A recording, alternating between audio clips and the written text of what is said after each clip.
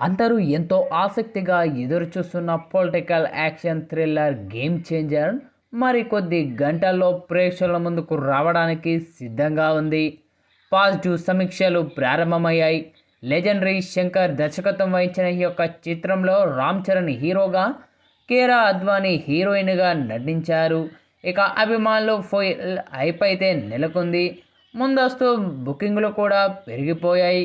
Pre release hype పతాక స్థాయికి చేరుకోవడంతో అంచనాలు ఆకాశాన్ని తాకేలా ఉన్నాయి. ఇక గేమ్ చేంజర్ దాని పేరుకు తగ్గట్లుగానే అంచనాలు అందుకుంటూ యుఎస్ఏలో ప్రీమియర్ టాక్ వచ్చేసింది.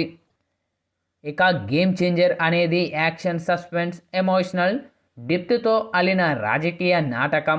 అవినీతిని సవాల్ చేస్తూ సామాన్య ప్రజలకు న్యాయం చేసేందుకు కృషి చేసి దూరదృష్టి ఉన్న నాయకుడి కథ చుట్టూ తిరుగుతూ ఉంది.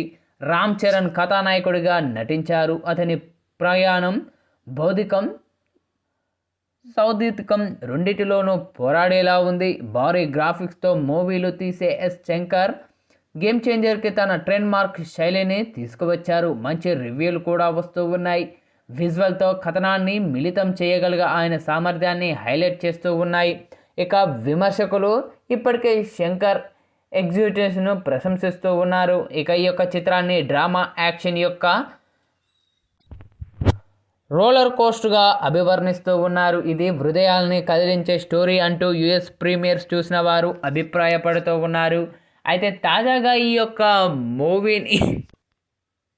యొక్క మూవీని అమెరికా ప్రెసిడెంట్ జో బైడెన్ ప్రత్యక్షంగా థియేటర్లో వీక్షించి బయటకు వస్తున్న కొన్ని ఫోటోలు, వీడియోలు నెట్టింట్లో వైరల్గా మారుతూ ఉన్నాయి. ప్రస్తుతం ఇప్పుడు ఇందుకు సంబంధించిన ఈ వార్త మాత్రం నెట్టింట్లో తెగ చక్కర్లు కొడుతూ ఉంది.